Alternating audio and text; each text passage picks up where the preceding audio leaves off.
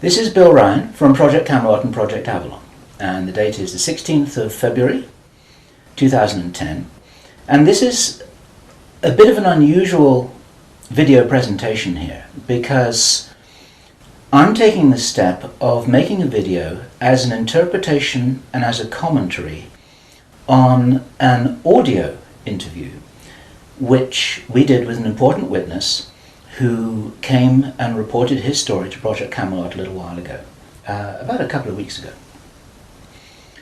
And as with many of our witnesses, this person wanted to remain anonymous, but he has agreed that we transcribe the audio, and so we've got this as a transcript. And this is going to be released at the same time as the video because it's important to be able to read the transcript at the same time as you're considering what I'm saying about it here. And as we come into this story, you're going to understand exactly why it's important to get all the information, to hold it all into a very fine balance. Now, this is a British person, and he worked in the British military for a number of years. And after he retired from the military, he worked in the City of London, in a fairly senior position, in a respected position, in the City of London.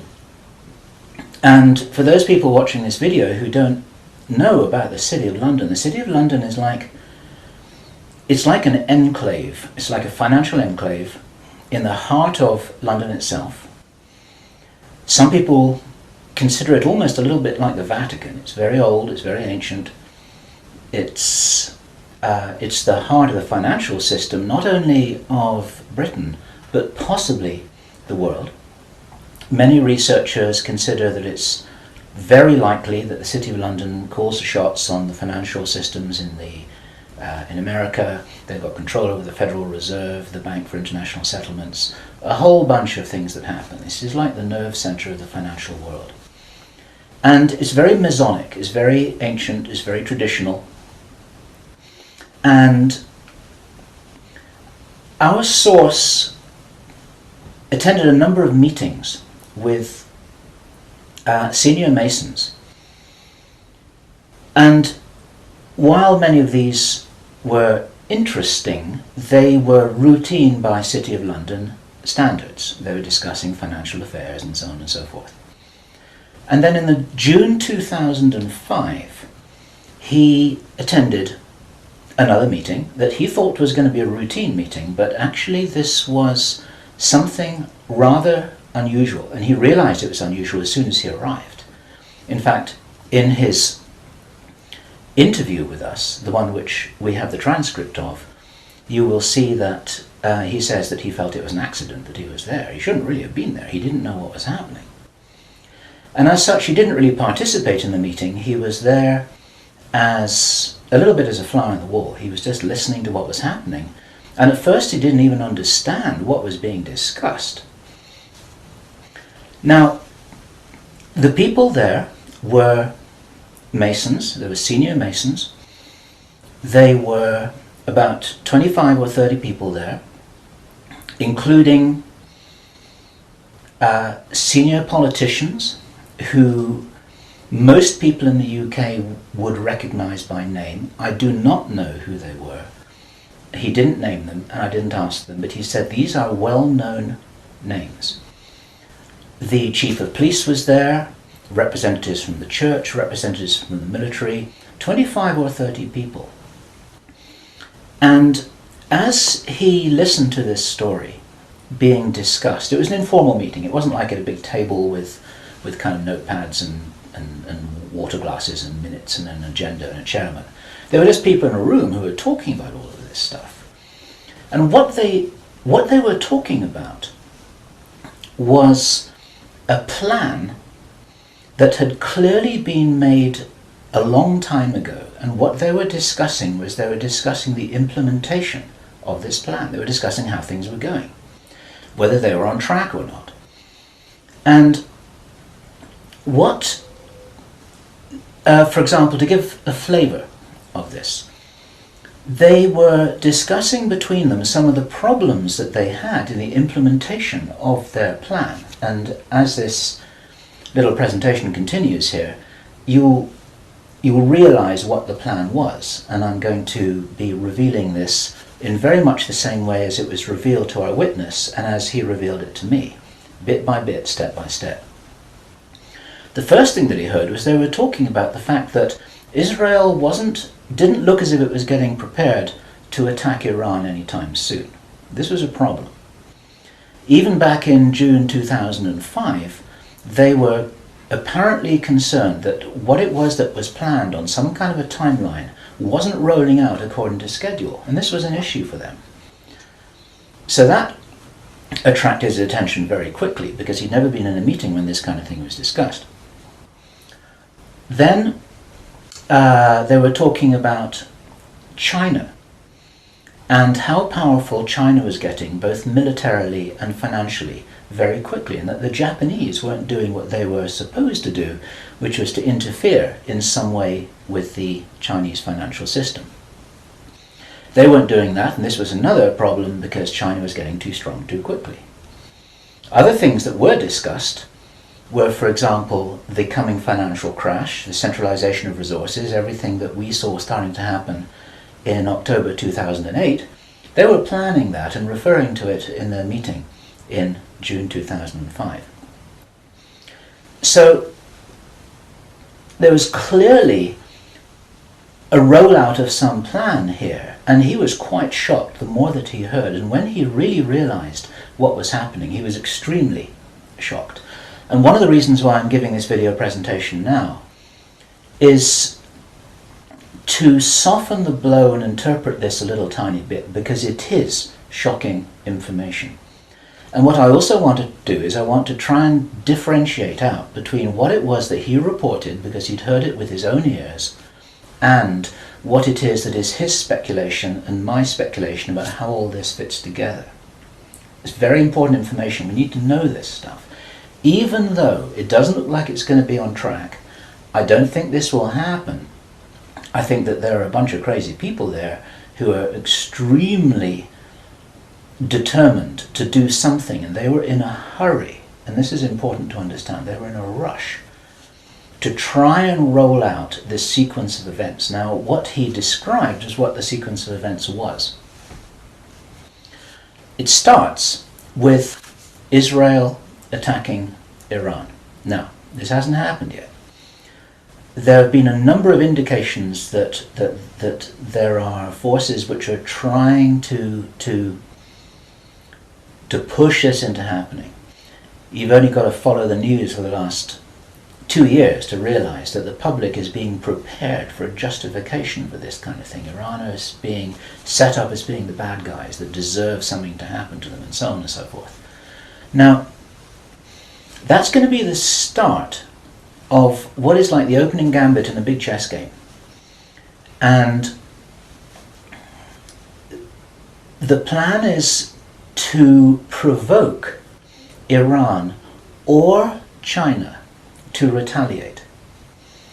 And our guy, our source, who is a military man, is privately as convinced as he can be, although this has never been made public and this is not publicly known, that Iran does have nuclear weapons. He believes that they have been provided by China behind the scenes. And all of this is intended because it's all right with these controlling forces that Iran has nuclear weapons, because they want them to be used. The plan is for either Iran or for China to retaliate after Iran is struck with a nuclear weapon. At that point, there will be a limited nuclear exchange in the Middle East, followed by a ceasefire. He heard this being planned in this meeting. This is being choreographed. It's like the script for a movie. This is exactly what's intended to happen. And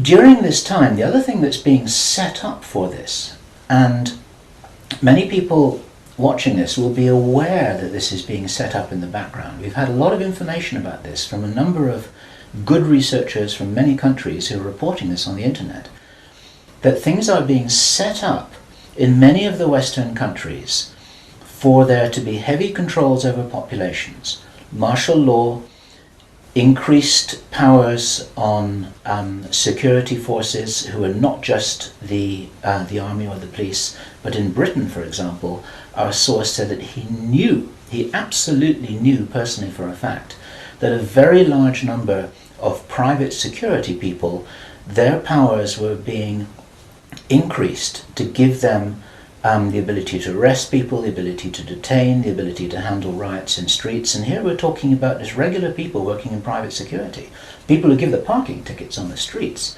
Their powers are being increased in the same way. And last year we heard President Obama talking about how he wanted to have a sort of national guard at home in America ready to handle this kind of thing. There are a lot of indicators that this is being set up.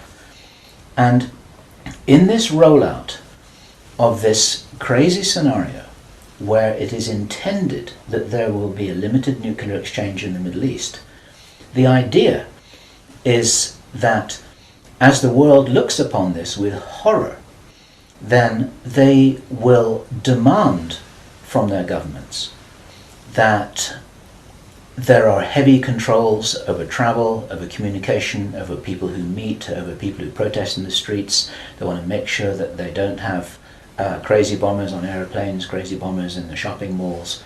They want to make sure, and because people will be driven into fear by this, they'll request and demand and insist on heavy controls from their governments, which will be justified.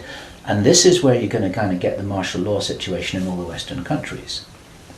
It's intended as a justification. All of this is just the start of something, because this story gets much bigger, and it's pretty horrifying.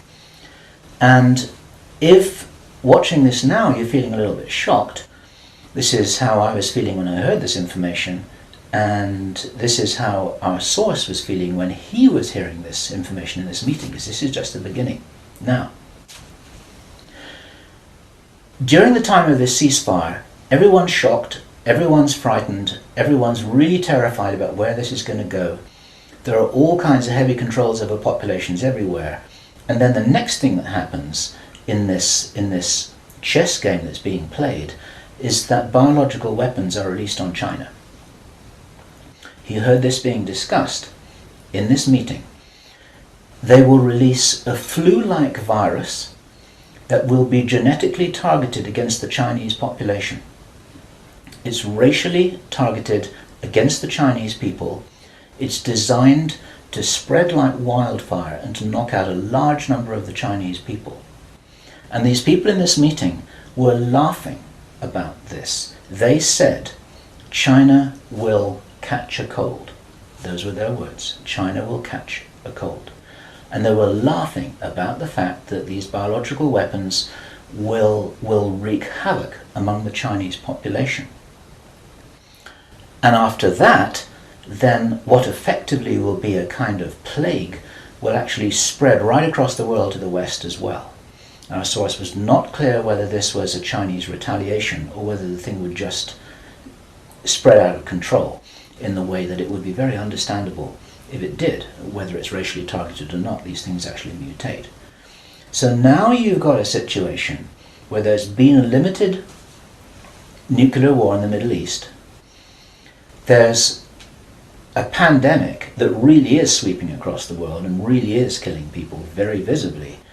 And you've got this totalitarian military lockdown in all the governments in the Western world because everyone's going to be in panic about all of this. And then, he said, then the real war starts. Something that would be justifiably called the Third World War, with a much more major nuclear exchange. And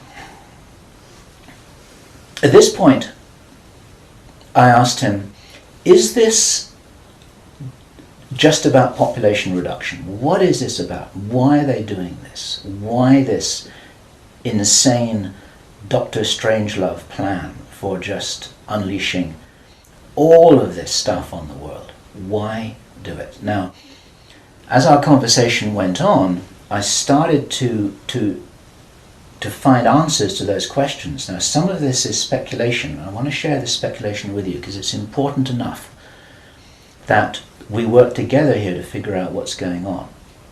And there are some clues, there's some very important clues that I'm going to present to you here in this video. He said absolutely it's about population reduction. So I said, well, in this meeting, did they mention any figures? And he said, yes, they did, 50%. Half the world's population. This is planned as per the Georgia Guidestones. For those of you who don't know what the Georgia Guidestones are, it's a stone monument in Georgia in America that was erected anonymously a number of years ago. It's in 8 languages, and it's like an Illuminati manifesto for a new world, as it were. And just hold that thought about this being a manifesto for a new world. This is an important concept here in what I'm presenting. One of the key parts of this manifesto for this new world is that there should be a population of 500 million people. Now, 500 million people is an enormous reduction from the nearly 7 billion that we've got at the moment. That's pretty much 95% of people who would no longer be on this planet. And 50% is a step towards that. And there's a reason why they're doing all of this. There's a reason why they're in a hurry. There's a reason for this insanity. And when he was explaining this, then he said that they have a name for this plan. This project has got a name. And I said, well, what is this name? He said it is called the Anglo-Saxon Mission. The Anglo-Saxon Mission. Now, I'd heard that before. It was something historical, I think, to do with the Crusades quite a long time ago. But I hadn't heard it in the present day context, and neither had he. And later on, as he continued to tell his story, I began to understand what I thought this might be about. Hence the title of this video, and the reason why I want to share this information with you, because we need to work together to figure out what's going on here. It's extremely important to understand. There's a plan, I believe, that Hitler would be proud of, which is so evil, it's so Machiavellian, it's so hard to face up to, it's so unbelievable, that I need to put it on the table for you so that you can consider whether or not this might be a possibility. The plans that I've been describing are definitely a possibility because he heard them with his own ears in this meeting. Everything I've described up until now, up to and including a major outbreak of hostilities after the limited war. So the sequence is as follows. The planned sequence is as follows. Israel attacks Iran, then there's a ceasefire, then during which time there is heavy governmental military controls over populations in all Western countries. Then China is attacked by a biological weapon. It's a flu-like disease that spreads like wildfire. This goes all over the world, and then they have a major Third World War. And then, by this time, 50% of the population will be destroyed. And not only because of the war or the plague, but because, as many of you watching this will understand, the infrastructure goes down in situations like this. There's no food in the supermarkets, there's no gas in the pumps, the telecommunication goes down, there may not even be water coming out of the taps.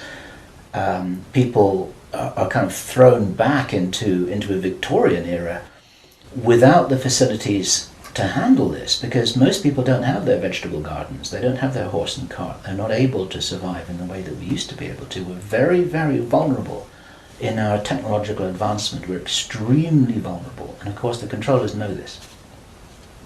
At this stage, our source was speculating about why are they in a hurry? Why do they want to do this? And there's a sort of heavy irony here, which is like, I was saying, well, if you're going to plan the Third World War, then why not take your time over it and get it right and do a really good job? You can, this could be in 20 years' time or 30 years' time, it doesn't really matter. Why is there in such a rush? And our source said that he felt, from inside information he's continued to receive, that this is still timed for something around 18 months from now. And that puts it around about the middle of 2011. He doesn't know this for sure because these events aren't calendar driven, they're actually event sequence driven. In other words, this has got to happen before that happens, and then after that the next thing can happen, then after that the next thing can happen. So a whole lot of things have got to be in place before all the dominoes fall over, so to speak. And they seem to be behind schedule in some of this. There are some planned events that definitely haven't happened. One of the things which I remembered when I was hearing this story was that our source, Henry Deacon, and many of you who've watched Project Camelot videos and read their reports for the last 3 years will know that when we met Henry Deacon in 2006, he said that in his own inside information was that there would be a war against China in 2008. Now that didn't happen. And all this time, at that time it didn't make any sense, and even now it didn't make any sense. It's like, well, all right, but why do this? Why do this? Why do this? Now, this was his answer. And our source is a pretty smart guy. He's been in the military. It's a totally different story that he didn't debrief in our audio transcript, which you have the opportunity to read, but he's had his own ET experiences in the military. He's got his own sources of information about some of the background for this. He says that he's as sure as he can be that the people who are calling the shots in the world, you can call them the Illuminati, the controllers, the cabal, whatever name you have for them, they believe that there is going to be what he called a geophysical event, a major geophysical event.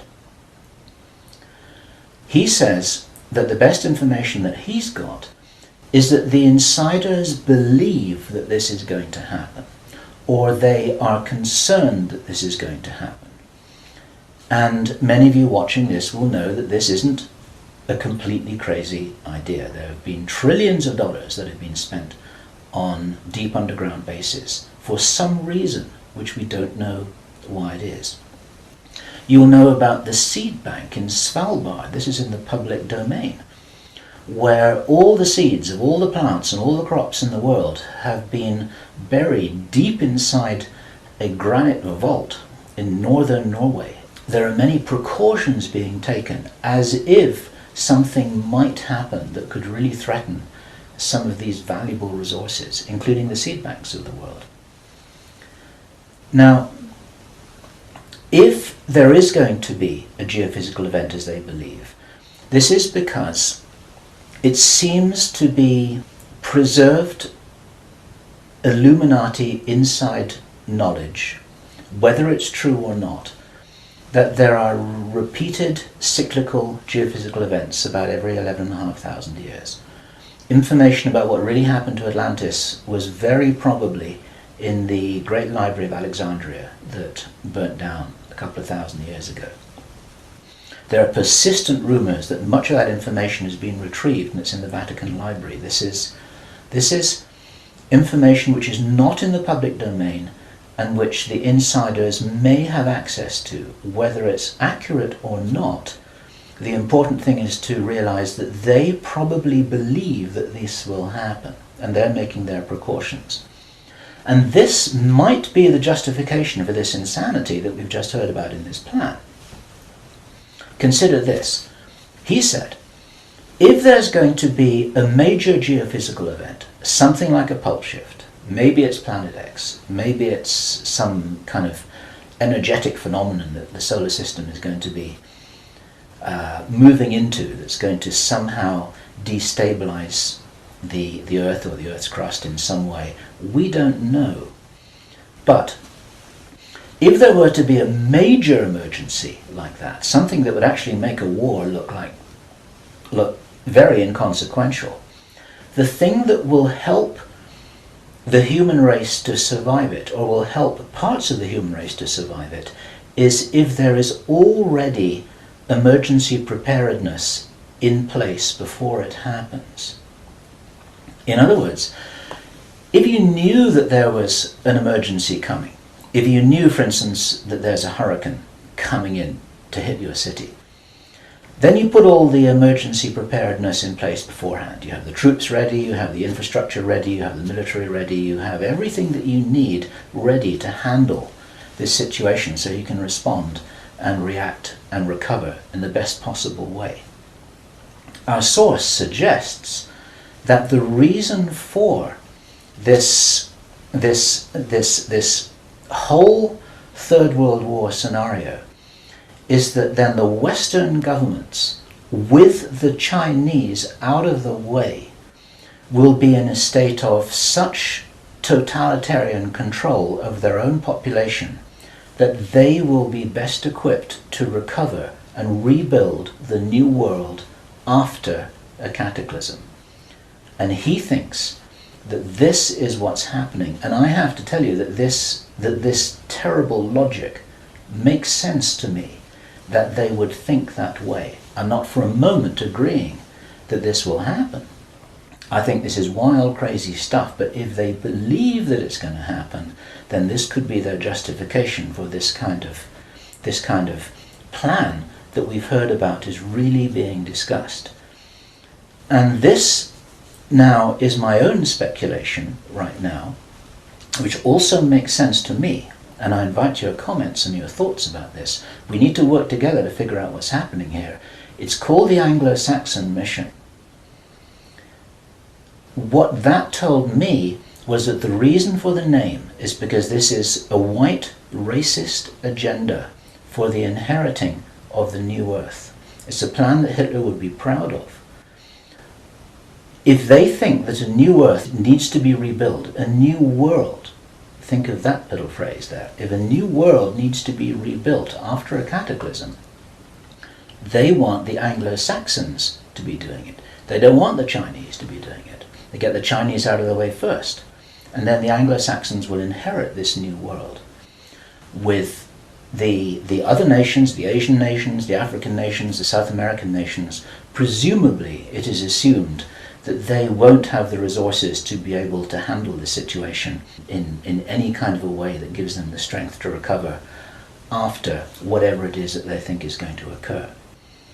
So there are several other parts of this which also fit, and one of the reasons why this is an important presentation to make personally is my own personal thoughts, because up until now I've been following a lot of the well-founded research on these sorts of agendas. We've had our own sources of information over the last 3 years. But I've always had questions in my mind, like, why would they do this? You know, war against China, why? Third World War, why? And suddenly, a lot of these things start to make a little bit more sense.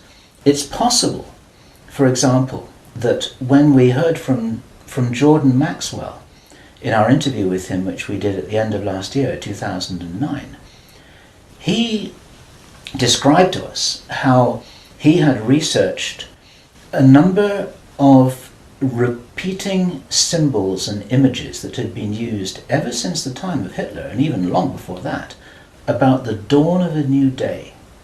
There's something very important in Masonic and Illuminati thinking about the dawn of a new day.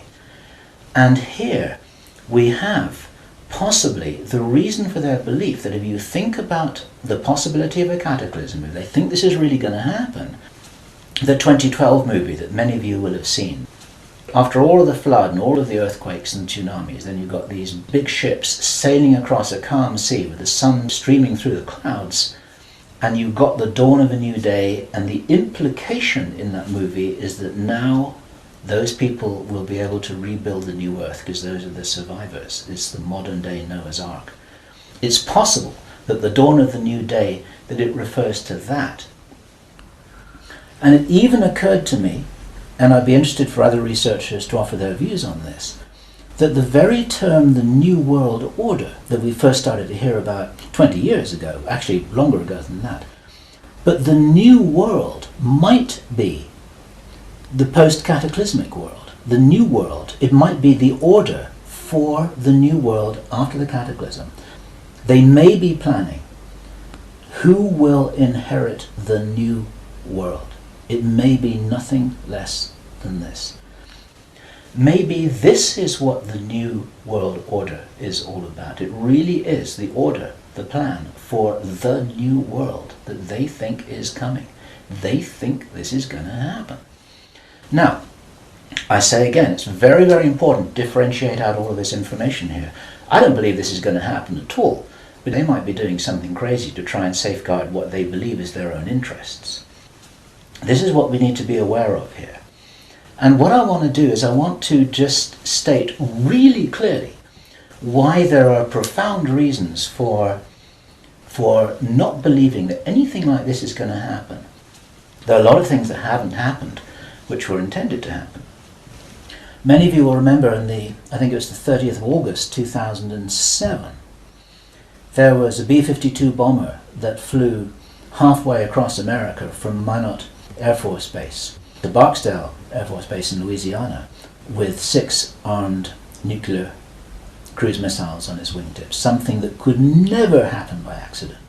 It was illegal, it should never have happened. You can't even smuggle a bullet out of the weapons storage area in an Air Force base without there being a whole bunch of signatures and everybody knowing about it, let alone making the mistake of loading armed cruise missiles onto a B-52 bomber with nobody noticing it.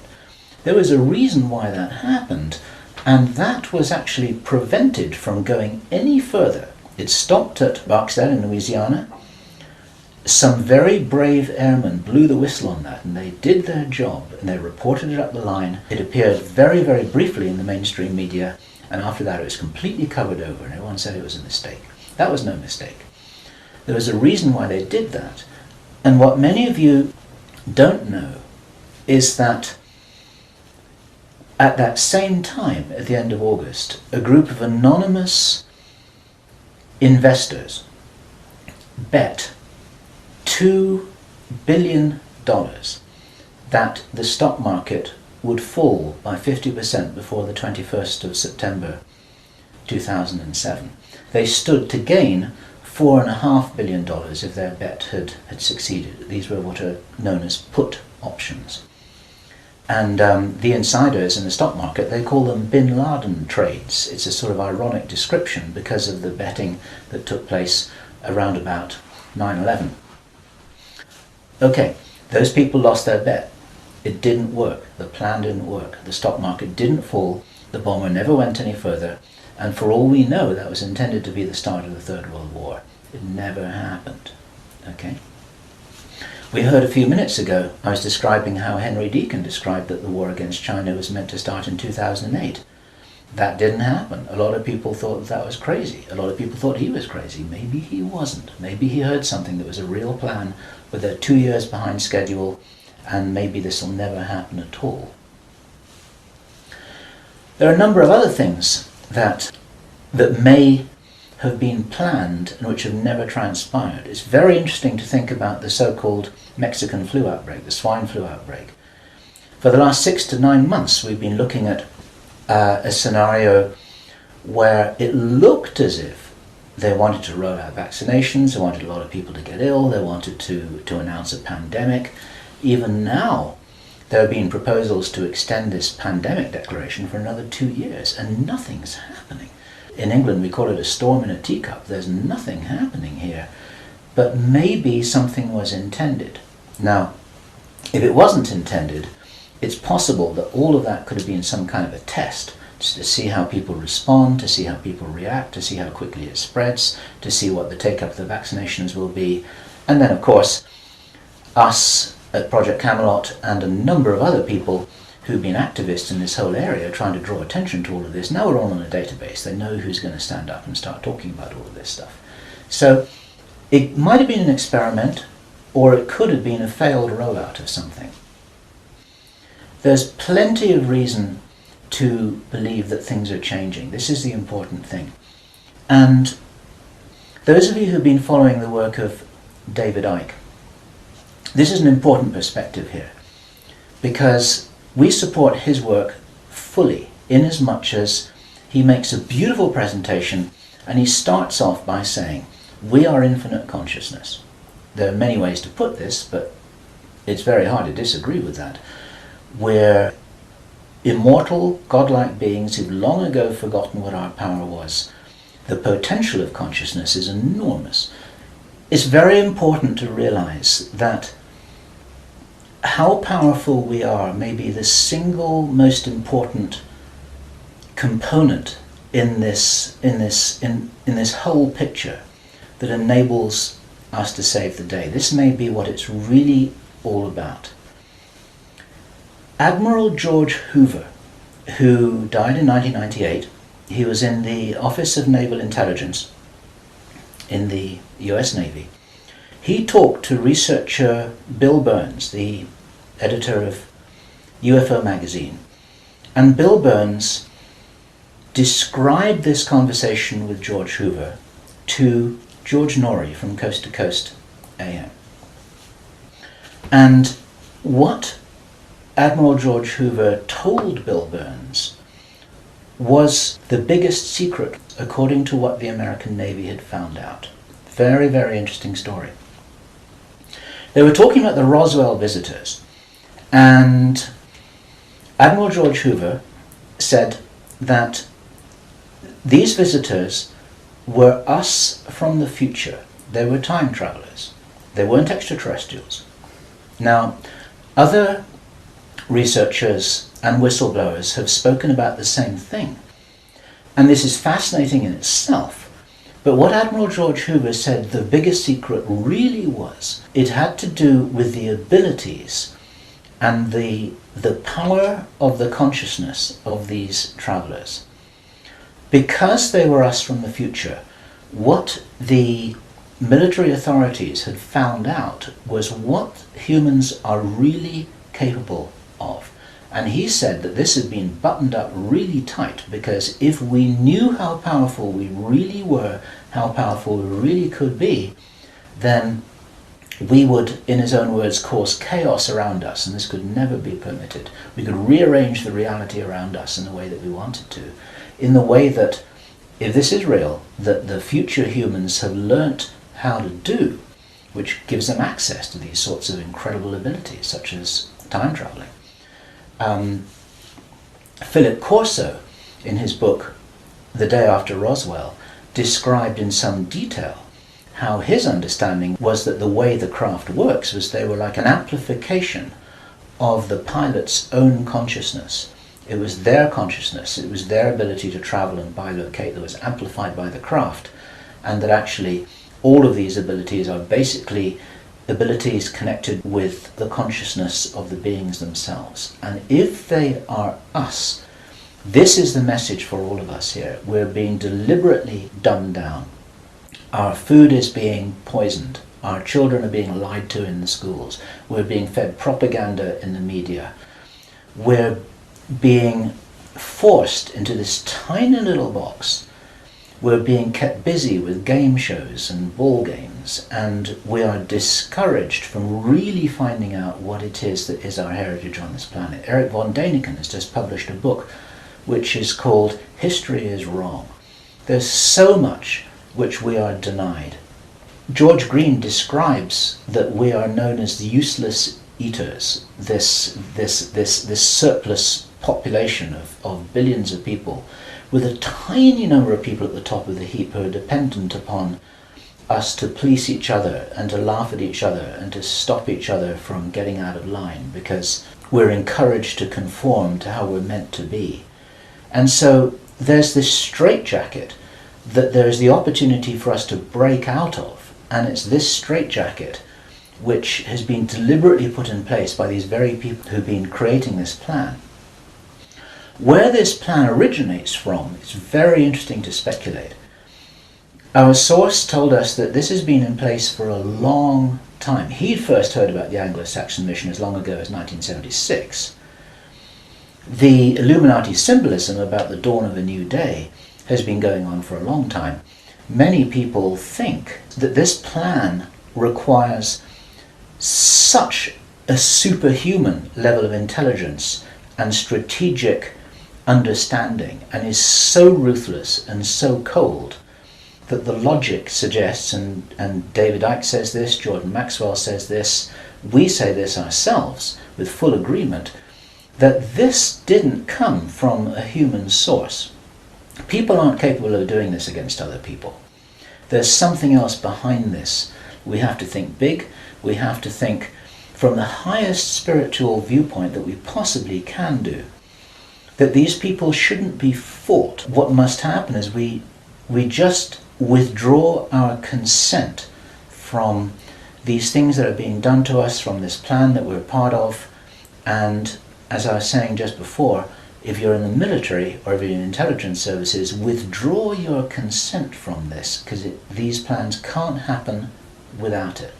There's something about the Illuminati and the way that they're operating that is very limited. They're using force, they're in a box, they're trying to counter what everybody I know is recognizing and referring to as a huge expansion of consciousness all over the world, an expansion of awareness. We get emails every day from people, often very young people, who are saying, I can really see what's happening in the world. Tell me what to do about this, but I'm ready. I'm ready to do something. I'm ready to do whatever it was that I came here for. I don't know what that is yet, but I know that we've got big problems.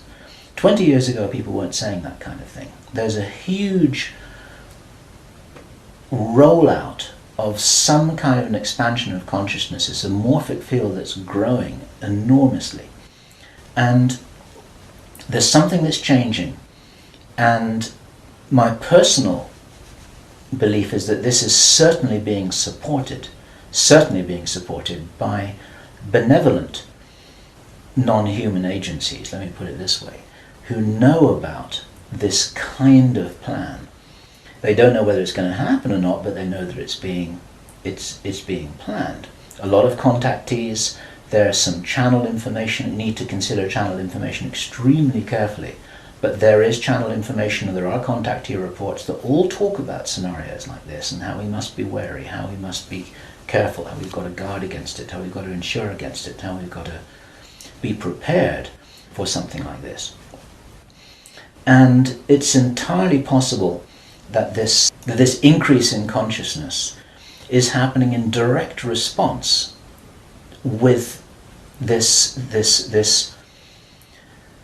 escalation of violent, forceful plans. It's like, as I've often said in my own presentations in the past, it's a little bit like a movie script itself, where you've got everything building up to a climax, so the forces of evil and the forces of consciousness just kind of getting ready for some kind of final confrontation. Now, I'm not trying to be biblical about this, and I know that this situation which I've just been describing is a little bit like the Armageddon War, but I do not believe that this kind of thing will actually come about. As I've said many times before, there was an interview which I did on Freedom Central, which you'll see on the Camelot site, where I say the single strongest reason that I have for not believing that anything is fixed, that we're all doomed, that anything really bad is going to happen, although I think we've got a lot of problems to solve, is because I wouldn't be here, and neither would you watching this now.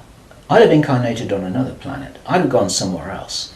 I'm not going to go and sit here in the firing line with no possible way of escaping.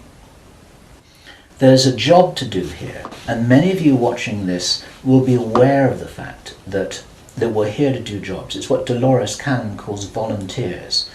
We may be here for a reason.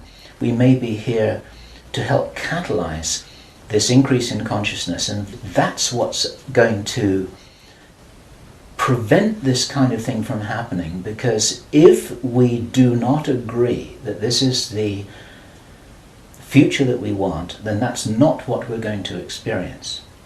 We do all co-create our reality, we do all have a part in it, and I profoundly believe that by becoming aware of these plans, this is the way that we avert them. There's a difference between prediction and prophecy. These are two words in the English language that are easily confused with each other. Prediction and forecasting is saying, okay, in 3 months' time, this is what's going to happen because this is what the data leads us to conclude logically. That's all about forecasting and prediction.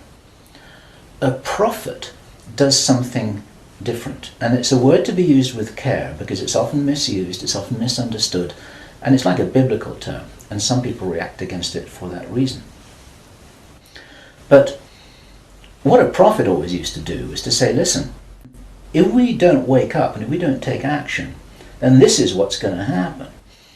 And the purpose of the prophet giving this prophetic warning is not to warn people that it will happen, but to say, listen, you got to change something here. You got to change the way you're doing things. You got to change the way that you're being. You got to change the way you're interacting with each other. You got to change your whole attitude. Whatever it is that you change, then the purpose of the change is so that this prophesied event doesn't happen. And so what we have here is we have a kind of prophecy. It's not a prediction.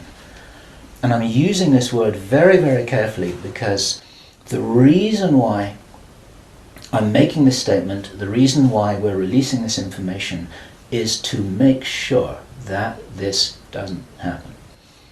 What are we going to do with this information? It's going to be translated into every language that we can. The video is going to be subtitled in Chinese, Arabic, Russian, Spanish, every other major language. I want this video to be picked up by the Chinese. I want this to be escalated up the line. The Chinese are very sensitive about videos that refer to them, especially ones with Chinese subtitles. This will be reported right up the line to Chinese intelligence, to the Chinese military commanders.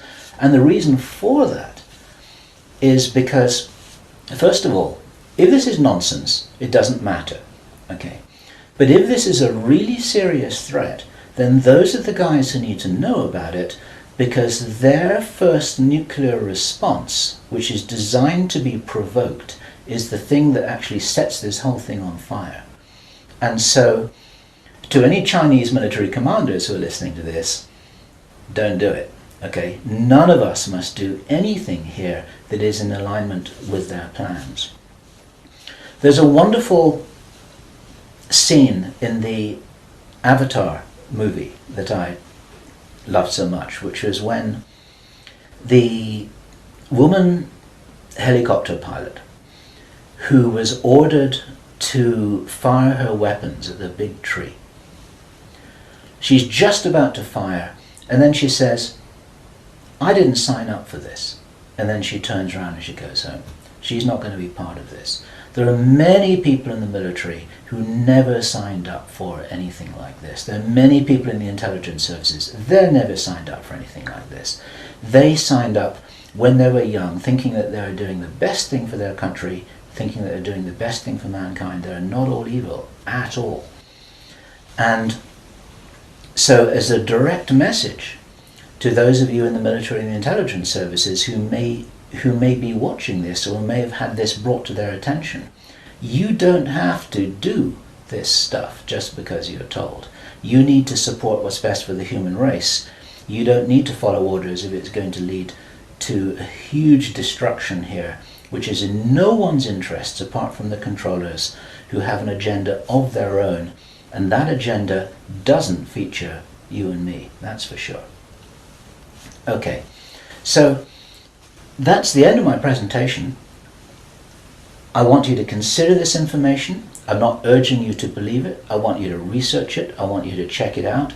I want you to read the transcript carefully, and I want you to see whether this correlates with anything else that you know and understand that's come to your attention. We're all working together here. We're not trying to force you to believe anything at all. We need to be careful about this information, but at the same time, if there's any chance that this is true, if there's any chance that this is for real, then we have to know about it, okay? And if you are not sure what it is that you should be doing, then I say the same thing that I always say, which is do whatever it is that you came here to do, because most of you watching this video are here for a reason. I do understand that you may not know what the reason is yet, but you're probably here for a reason. You're probably watching this video for a reason. Do whatever it is that you came here to do. This is Bill Ryan, Project Avalon, Project Camelot. It's the 16th of February 2010. Thank you.